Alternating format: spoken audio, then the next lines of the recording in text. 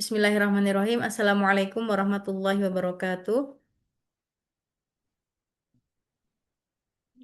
Alhamdulillahi Waalaikumsalam warahmatullahi wa bihi nasta'in wa ala umri dunya waddin wassalatu wassalamu ala sayyidil mursalin habibina wa maulana Muhammadin wa ala alihi wa sahbihi ajma'in. Radina billahi rabba wa bil islami dina wa bi Muhammadin nabiyya wa rasulah. Allahumma inna nas'aluka ilman nafi'a wa rizqan thayyiba wa amalan mutaqabbala. Allahumma alimna ma yanfa'una warfa'na wanfa'na bima 'allamtana wa zidna ilma. Rabbi shrah li sadri wa yassir li amri wahlul 'uqdatam min lisani yafqahu qawli. Allahumma amin. Apa kabar semuanya, Adik-adik? Ini ada Wan. Sehat, alhamdulillah. Alhamdulillah. Ini ada Wan Mil itu siapa? Maaf.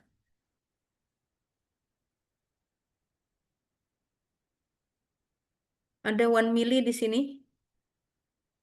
Ini Siapa?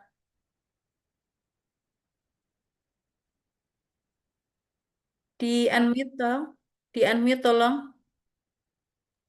ini Hah? ini mau diganti tante. Ini Fatia. Oh, Fatia. Oke. Nggak apa-apa. Baik.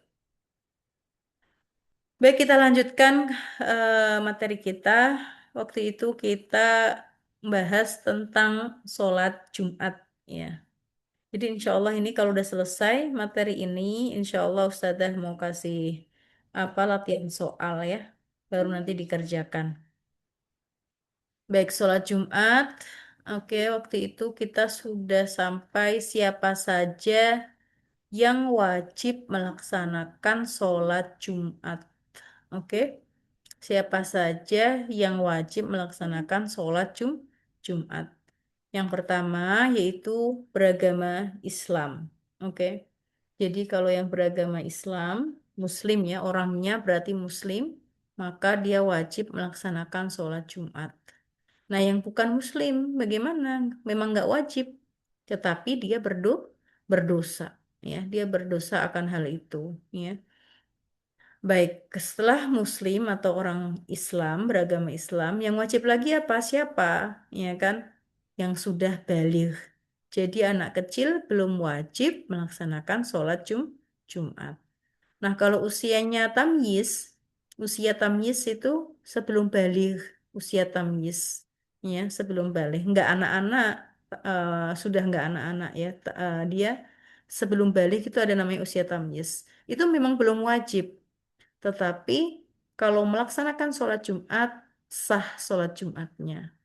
Kemudian apalagi selain beragama Islam, kemudian balik, kemudian berakal, mm, yaitu ya balik berakal ya, kemudian berakal, balik dan berakal. Jadi di sini orang gila ya tidak wajib melaksanakan sholat Jumat. Ya. Kemudian merdeka. Merdeka itu lawan kata dari hamba sahaya atau budak. Hamba sahaya atau budak itu tidak wajib melaksanakan sholat Jumat.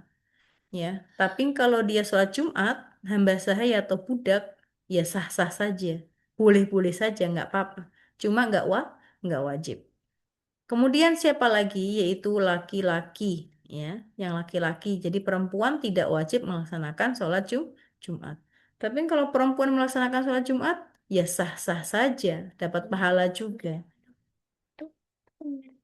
Tapi kontakku Udah biarin aja.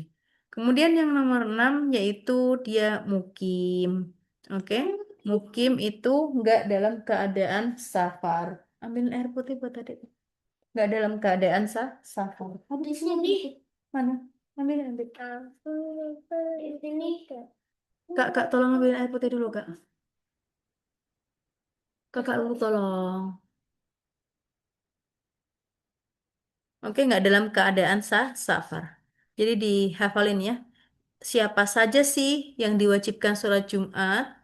Dia yang beragama Islam, ya. Jadi nggak semua yang beragama Islam wajib, nggak. Tetapi yang baligh, yang berakal, yang merdeka, laki-laki, dan juga dia dalam keadaan mukim, alias tidak dalam perjalanan.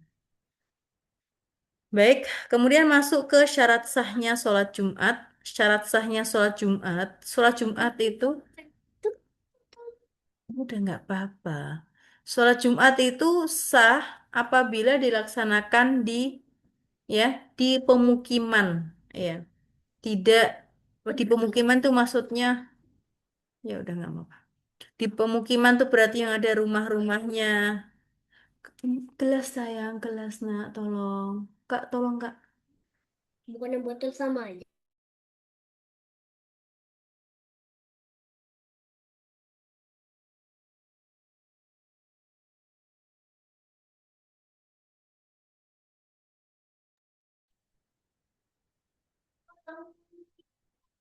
Jadi di sini tidak apa namanya tidak pokoknya kalau di luar pemukiman tuh berarti ada perumahannya mau desa atau mau kota. Nah itulah sholat Jumat boleh dilaksanakan ya tidak harus di masjid. Jadi yang perlu diperhatikan oleh adik-adik sholat Jumat itu tidak harus dikerjakan di dalam masjid ya tetapi harus berjamaah. Berjamaah iya, tapi tidak harus di dalam masjid. Di lapangan pun juga nggak masalah, ya kan? Kalau memang itu dilakukan atau dilaksanakan di area pemukiman. Kalau nggak area pemukiman seperti apa? Seperti di hutan, seperti di gurun, ya. Itu tidak diwajibkan ya atau tidak sah melaksanakan sholat Jumat atau berada di laut misalnya yang bekerja sebagai pelayar ya kan di laut ya di kapal pesiar itu di laut ya hidupnya di tengah-tengah laut. Nah, itu nggak sholat Jumat nggak apa-apa. Selain memang dalam keadaan musafir dan juga dilakukannya tidak di kawasan pemukiman. Kemudian jumlah minimalnya yaitu 40 orang. Nah, ini juga perlu diperhatikan ya. Jadi kalau tidak atau kurang dari 40 orang maka tidak sah sholatnya.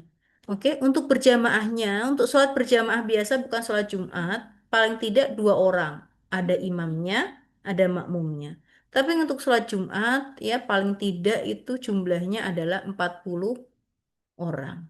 Oke, baik. Kemudian dilaksanakan pada waktu zuhur secara berjamaah ya. Jadi waktu sholat Jumat itu ya di waktu zuhur itu ya di waktu zuhur. Ya kalau misalnya terlewat sholat Jumatnya terlewat ya berarti nggak ada kodok sholat Jumat. Ya berarti sholat duhur biasa. Oke ya, misalnya terlewat, seharusnya ini mau sholat Jumat nih, ya kan terlewat, misalnya ketiduran, ya. Yang tadi yang laki-laki Muslim, yang tadi kan wajib tuh melaksanakan sholat Jumat tuh. Ketiduran dan kelewat sholat Jumatnya, maka ya dia mengkodoknya adalah kodok sholat zuhur, ya. Tidak dikodok sholat apa? Sholat Jumat. Baik. Hmm. Fariha, semoga menjadi sholat zuhur. Oke ya. Nah ini ya, sholat Jumat harus ya. Mana tadi ini? Suara Ustazah Vina jelas nggak? Maaf responnya. Kak Hafsat? Jelas. Jelas. Jelas. Baik. Ya, sudah ini. Sholat Jumat harus dilaksanakan pada waktu zuhur. Jika waktu zuhur habis sebelum selesai sholat Jumat, maka sholat tersebut disempurnakan menjadi sholat zuhur 4 rakaat. Ya kan? Hmm. Sholat Jumat juga harus dilaksanakan secara berjamaah. Ya, tadi ya sudah sampaikan dia harus apa namanya mengerjakannya secara berjamaah. Nggak harus di masjid, tetapi dikerjakan secara berjamaah. Minimal orangnya ada 40 orang. Baik. Nah, ini yang perlu difahami nih adik-adik. Seseorang dianggap mendapati sholat Jumat apabila masih sempat mengikuti 1 rakaat bersama imam. Sempat mengikuti 1 rakaat bersama imam. Jika ia mendapat 1 rakaat, maka sholat Jumatnya sah. Namun jika kurang dari 1 rakaat, ya, maka ia harus menyempurnakan sebagai sholat duhur. Jadi gimana maksudnya? Gini, misalnya di sini ada siapa di sini? Abang Aska misalnya. Abang Aska, ada kan Abang Aska di sini? Mana Abang Aska? Aduh deh, Abang Aska misalnya jadi imam sholat Jumat. Kemudian di sini ada Abang Oboy, ada Abang Fatih, ada Mas Rafa, ya kan? Makmumnya mau sholat Jumat. Dan tentunya ada 40 yang lain ya, 40 orang ya. Ini di antara mereka. Terus si Abang Fatihnya telat ya, telat mendapati imamnya dalam keadaan ruku. Imamnya di sini siapa tadi Abang Aska ya? Imam Abang Askanya sudah dalam keadaan ruku. Oke, sudah dalam keadaan ruku. Nah, waktu itu Ustazah pernah sampaikan, kalau makmum mendapati rukunya imam, maka saat itu terhitung satu rokaat. Itu terhitung satu rokaat. Itu terhitung satu rokaat. Oke ya. Kalau makmum mendapati rukunya imam terhitung satu rokaat. Ya, terus itu baru rokaat pertama itu. Ya, Abang Fatihnya telat pas ruku imam. Imam masih ruku. Ya, berarti satu rokaat itu. Kemudian rokaat yang kedua. Kemudian rokaat yang kedua, Abang Fatih juga ngikutin. Nah, imamnya salam, Abang Fatih juga salam. Karena Abang Fatih sempurna udah ya, dua rokaat. Ya, karena kenapa? Walaupun telat tadi, tapi masih mendapati rukunya imam. Berbeda ceritanya, berbeda ceritanya kalau misalnya Abang Fatih telatnya pas imamnya itu dalam keadaan sujud. Oke, dalam keadaan sujud. Imamnya sudah sujud, Abang Fatih baru datang, misalnya. Oke. Kemudian tetap ikut. Habis Allahu Akbar, niat sholat Jumat, ya kan? Dua rakaat makmum karena Allah Ta'ala. Allahu Akbar. Langsung sujud. Habis takbiratul ihram, langsung sujud. Nah, karena mendapati sujud sudah terlewat rukunya, maka satu rakaat itu nggak terhitung. Oke, ya. Terhitungnya kapan? Ya, rakaat yang selanjutnya itu terhitung satu rakaat. Berarti ketika imam salam, berarti ketika imam salam, Abang Fatih berdiri lagi untuk satu rakaat. Ya, untuk satu rakaat. Paham ya? Karena Abang Fatih baru terhitung satu rakaat. Nah, beda lagi ceritanya kalau Abang Fatih telatnya pas di rakaat kedua. Pas di rakaat kedua. Imamnya sudah dalam keadaan tahiyat misalnya. Imamnya apa? Sudah dalam keadaan tahiyat. Nah, Bang Fatih habis Allahu Akbar langsung duduk untuk melaksanakan tahiyat, ya kan? Kemudian imamnya Assalamualaikum warahmatullahi.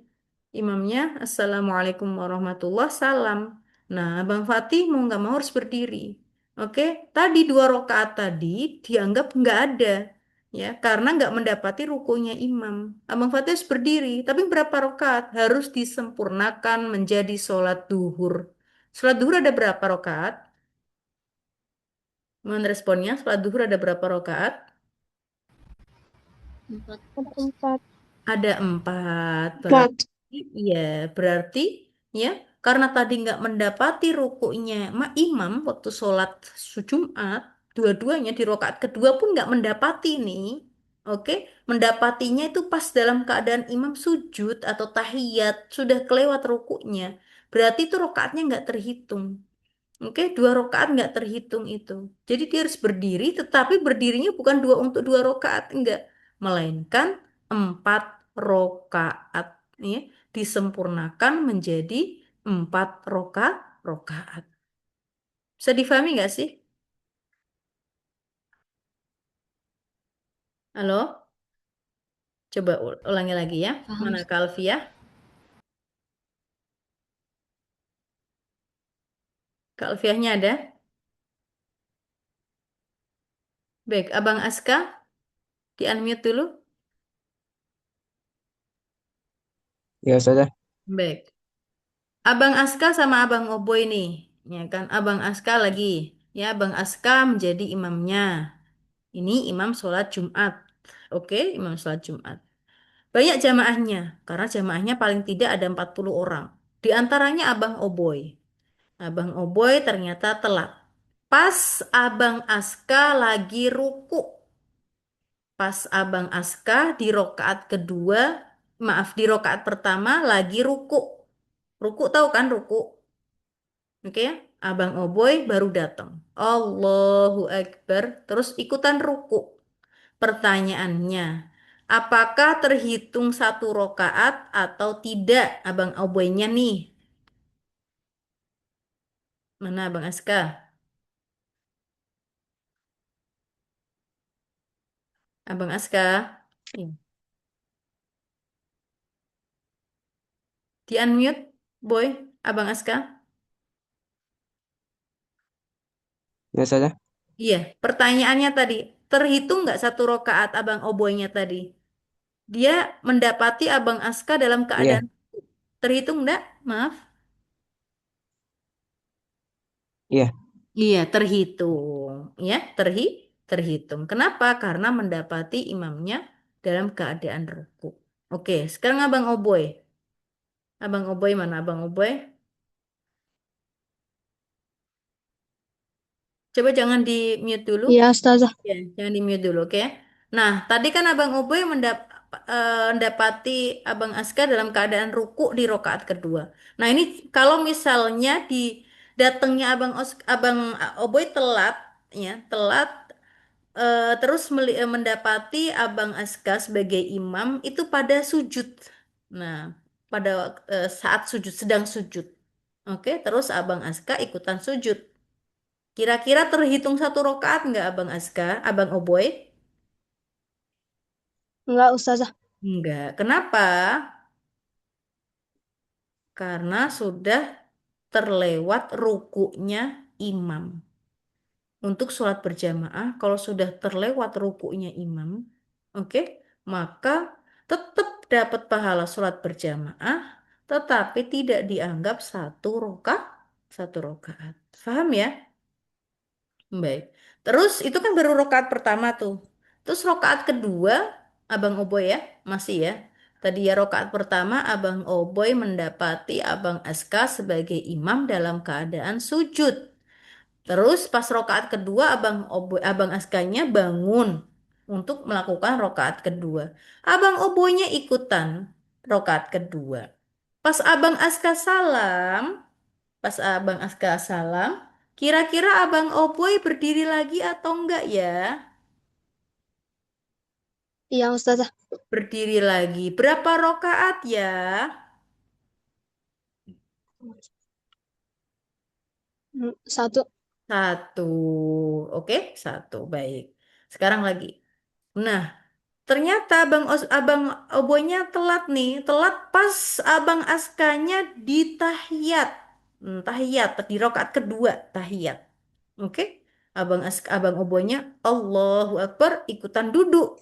Ah, kira-kira, kira-kira terhitung nggak dua rokaat itu?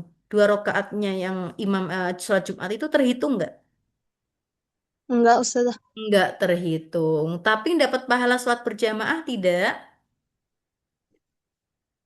Iya, Ustazah. Iya, oke. Asal tadi niat kita sholat ada kata makmuman.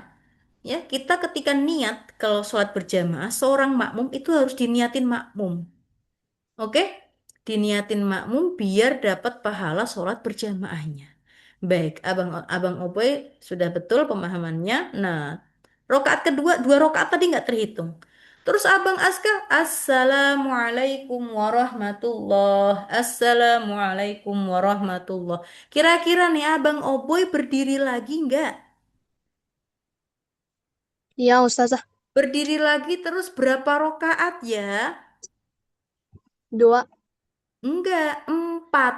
Nah, dua rokaat itu enggak terhitung. Abang Oboy harus berdiri lagi memang, tapi harus empat rokaat.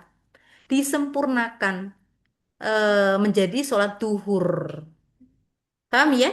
Bukan dua lagi, bukan. Selesai sholat Jumatnya. Oke, Abang Aska, Abang Oboy sama Abang Aska. Oke, Ustazah. Baik. Nih ya, kata Rasulullah SAW, barang siapa mendapati satu rokaat dari sholat Jumat, ya, maka hendaklah ia menambahkan satu rokaat lagi, karena dia sudah mendapati satu rokaat. Ya, maka sempurna ya. Tapi kalau nih man adroka, oh ya yang itu ya. Kalau karena sudah mendapati satu rokaat bersama imam, maka dia apa? Berdiri lagi untuk menyempurnakan sholatnya.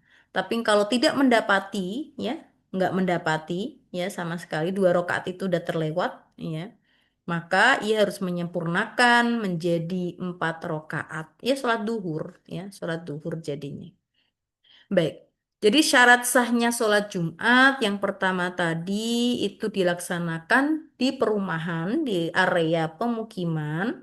Oke. Yang kedua minimalnya dikerjakan oleh 40 orang. Kemudian yang ketiga dilakukan pada waktu zuhur secara berjamaah.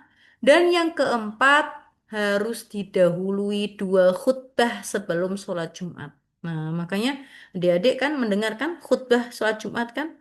Itu 2 khutbah itu harus didahulukan dengan dari sholat Jumat.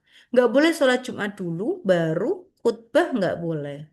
Berbeda dengan sholat Idul Adha, sholat Idul Fitri, sholat 2 hari raya itu loh. Itu kan sholat dulu 2 rakaat, baru apa? Khut, khutbah. Tapi kalau untuk sholat Jumat itu khutbah dulu. Paham ya? Khutbah dulu. Itu syarat sahnya. Jadi kalau sholat Jumat dulu baru khutbah itu nggak sah sholat Jumatnya. Paham ya? Jadi harus khutbah dulu 2 kali, 2 khutbah, kemudian baru sholat Jumat. Baik.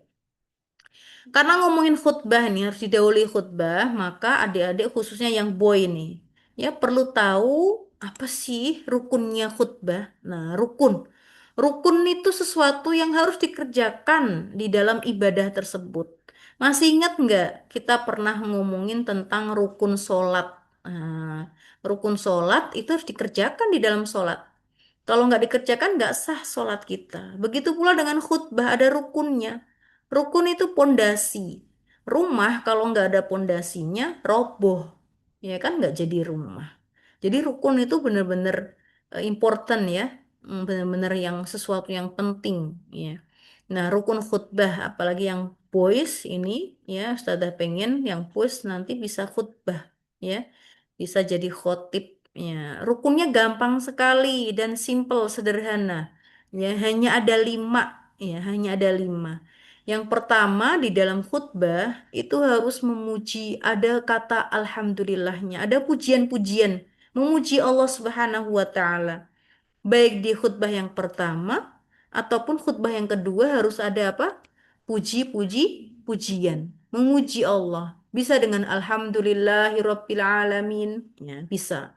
Atau apapun itu ahmadullah bisa, ya. Pokoknya ada memuji Allah. Tapi ingat dengan bahasa Arab, ya. Sederhana sebenarnya. Alhamdulillahirabbil alamin wa bihi nasta'in boleh, ya. Banyak sekali apa namanya? Contoh-contoh muqaddimah kita bilangnya, pendahuluan khutbah yang dimulai dengan memuji Allah Subhanahu wa taala. Adik-adik yang boys perlu latihan ya. Rukunnya sangat sederhana sekali. Oke ya. Kemudian yang pertama adalah memuji Allah Subhanahu wa taala baik di khutbah yang pertama ataupun khutbah yang kedua. Dan yang kedua yaitu membaca solawat kepada Nabi Muhammad SAW. Adik-adik semuanya harus tahu solawat ya. Bacaan solawat yang tersimpel ya Allahumma sholli ala Sayyidina Muhammad ya. Harus harus tahu solawat. Baik. Yang pertama tadi memuji Allah, yang kedua membaca solawat, itu juga baik di khutbah yang pertama ataupun khutbah yang kedua. Oke ya, harus ada pujian kepada Allah, mati. Harus ada solawatnya. Kemudian yang ketiga yaitu berwasiat untuk bertakwa. Berwasiat untuk bertakwa, kasih nasihat, ya kan? Nasihat memang kan khutbah tujuannya ya untuk menasehati yang datang, plus yang bicara tentunya ya. Kemudian berwasiat untuk bertakwa itu juga di apa namanya, di khutbah yang pertama dan khutbah yang kedua. Oke. Kemudian yang keempat yaitu membaca minimal satu ayat dari Al-Quran. Nah, yang jelas maknanya. Ayat Al-Quran kan banyak tuh, ya kan? Ada 114 surat. Satu suratnya tuh berapa ayat? Kalau di surat Al-Baqarah aja sudah banyak sendiri, sudah paling banyak ayatnya. Nah, membaca minimal satu ayat harus dibaca di dalam khutbah. Baik di khutbah yang pertama ataupun khutbah bisa di khutbah yang kedua. Nggak masalah. Ya, yang jelas satu ayat yang jelas maknanya, yang bisa difahami. Memang ada ayat yang tidak bisa difahami, ada. Contohnya misalnya alif lam mim itu satu ayat, tapi kita nggak paham maksudnya. Ya, ada maknanya, tapi kita nggak paham. Oke. Itu ayat mustabihat, ya, mutasyabihat. Oke. Nah, itu nggak bisa dibaca, itu harus dilanjutkan, harus dilanjutkan. Atau ayat yang bisa difahami, yang jelas bisa difahaminya, dilihat artinya terlebih dahulu, oh ini jelas maknanya dan bisa difahami, nah itu boleh dibaca.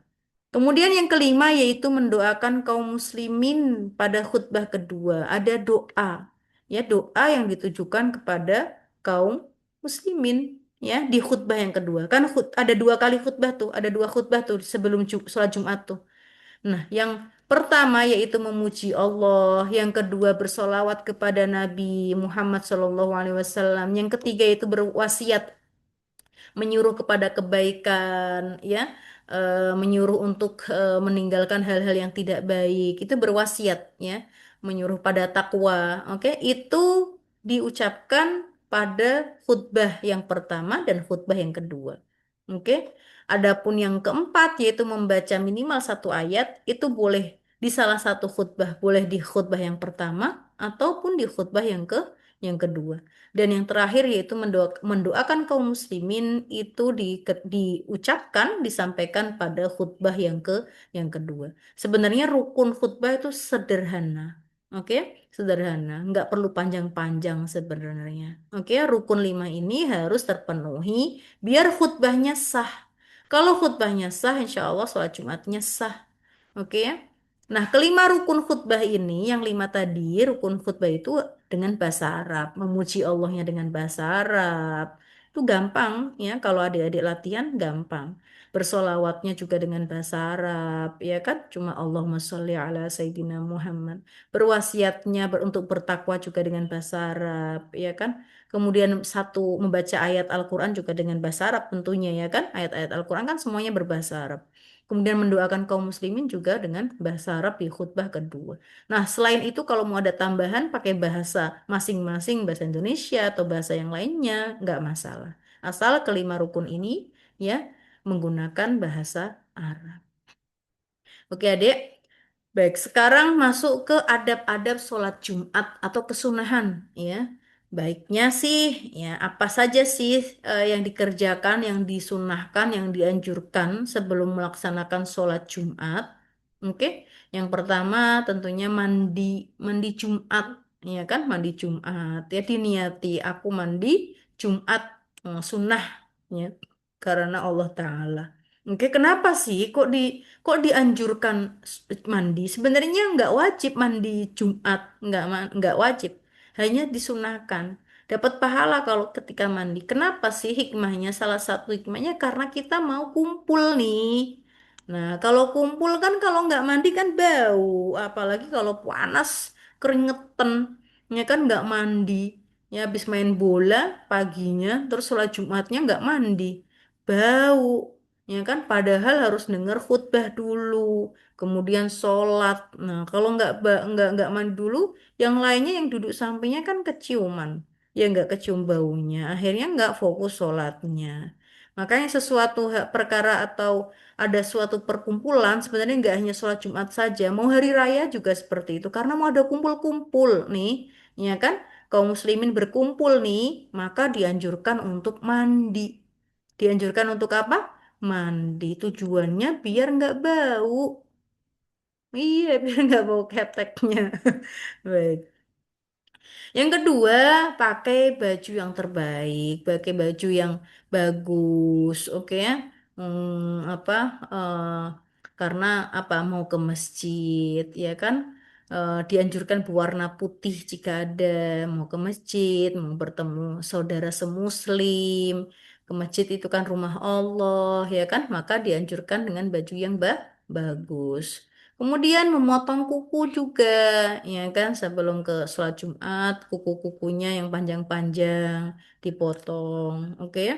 Jangan dipelihara malah kuku-kuku panjang-panjangnya, oke? Baik, kemudian yang keempat, datang lebih awal ke masjid, ya kan? Masya Allah, datang bukan bukan malah nanti-nanti-nanti, ya.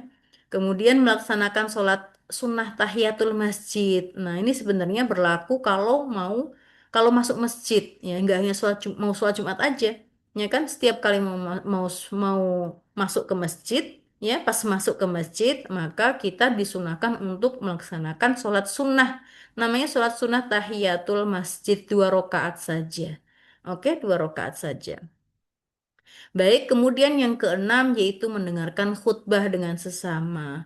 Ya kan, kalau lagi khotibnya lagi berkhutbah, nggak boleh ngobrol, didengerin. Kenapa? Biar dapat pahalanya. Kalau ngobrol nggak dapat pahala mendengarkan khutbah.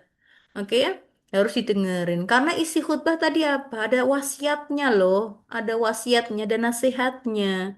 Ya kan? Kalau ngobrol gimana paham apa yang dikhutbahkan, apa yang dinasihatkan. Oke ya. Nah, itu beberapa adab-adab yang dianjurkan untuk dikerjakan sebelum mengerjakan sholat Jumat. Kemudian kesunahan ini secara umum ya. Kesunahan pada hari Jumatnya sebagaimana yang sudah sampaikan pekan lalu bahwasanya ya sabda Rasulullah Shallallahu Alaihi Wasallam ya tentang hari Jumat ya. Tentang hari Jumat itu adalah hari yang termulia. Oke, tentang hari Jumat. Hari Jumat itu adalah hari yang termulia di antara hari-hari yang lainnya. Kenapa? Karena fihi khuliqo Adam, pertama kali Nabi Adam diciptakan. Oke, itu di hari Jum di hari Jumat. Kemudian dimasukkan ke surga juga di hari Jumat. Kemudian Nabi Adam dikeluarkan dari surga juga di hari Jumat. Kemudian hari kiamat nggak akan terjadi kecuali hari Jumatnya. Dan hari Jumat itu Masya Allah ya, ada waktu yang diijabahi oleh Allah Subhanahu wa Ta'ala. Nah, di sini bahas beberapa kesunahan pada hari Jumat. Apa saja sih yang sebaiknya dikerjakan di hari Jumat? Hari Jumat adalah hari terbaik dalam sepekan. Sepekan itu 1 minggu, ya. Sepekan itu 1 minggu. Berarti ada berapa? 1 minggu itu 7, 7 hari. Nah, dari 7 hari itu ada yang terbaik yaitu hari Jumat. Kemudian di antara amalan yang dianjurkan pada hari dan malam Jumatnya, itu kalau malam Jumat juga sudah masuk waktu Jumat ya. Itu apa saja? Yang pertama yaitu membaca surat Al-Kahfi, ya kan itu disunahkan sekali. Ya di hari Jumat itu membaca surat Al-Kahfi. Barang siapa yang membaca surat Al-Kahfi pada hari Jumat, niscaya Allah akan memberikan cahaya baginya di antara 2 Jumat. Memberikan cahaya yang maksudnya bagaimana? Dari Jumat ini ke Jumat berikutnya. Maksudnya bagaimana? Nih salah seorang ulama mengatakan maksudnya adalah Allah akan memberikan cahaya di dalam hatinya. Itu ya sesuatu yang sangat penting yaitu apa?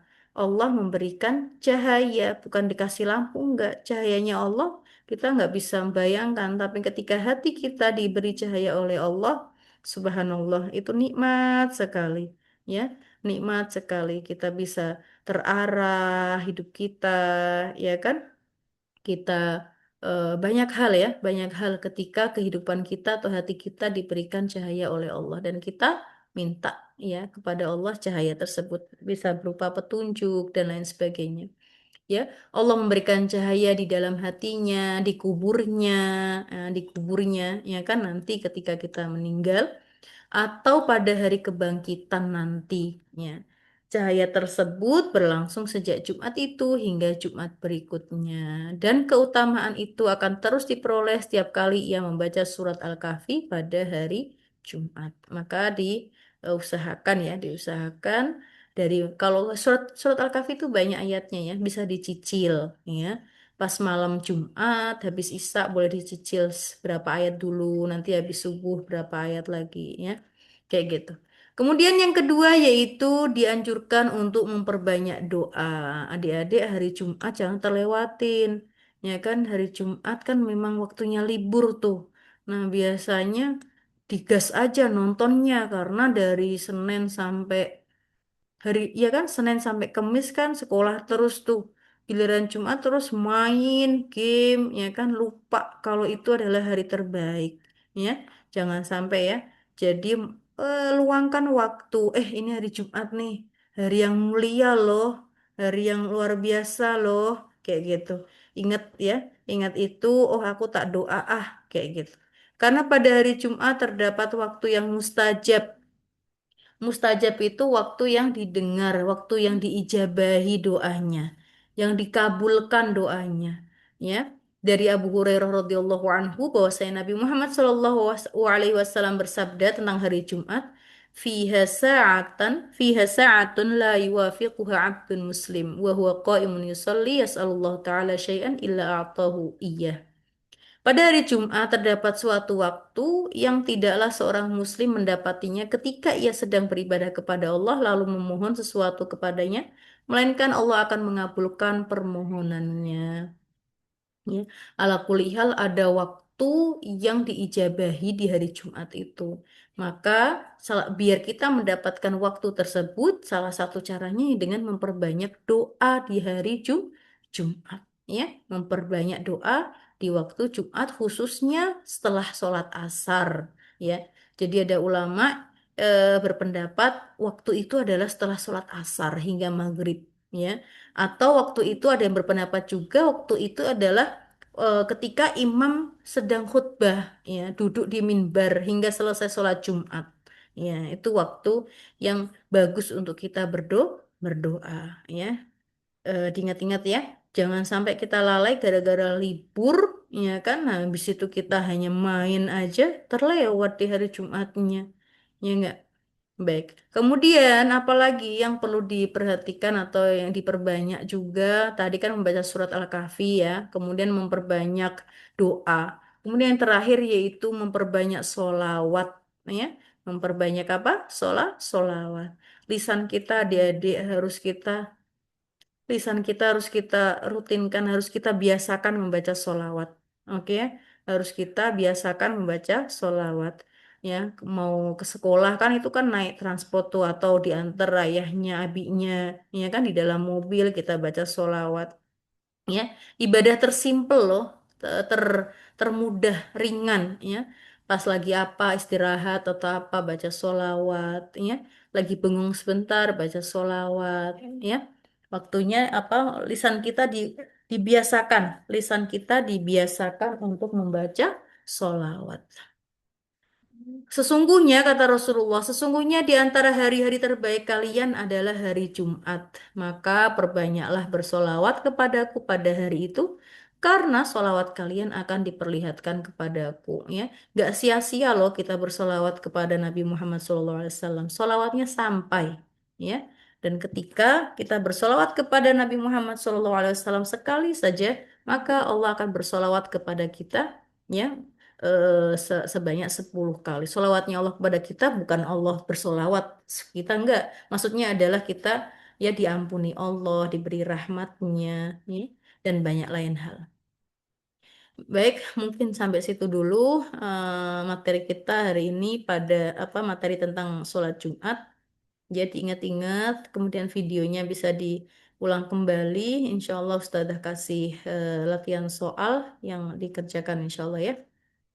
Baik, Wallahu ta'ala alam bisawab. Terima kasih atas perhatiannya. Akhirul kalam. Wassalamualaikum warahmatullahi ta'ala wabarakatuh. Waalaikumsalam.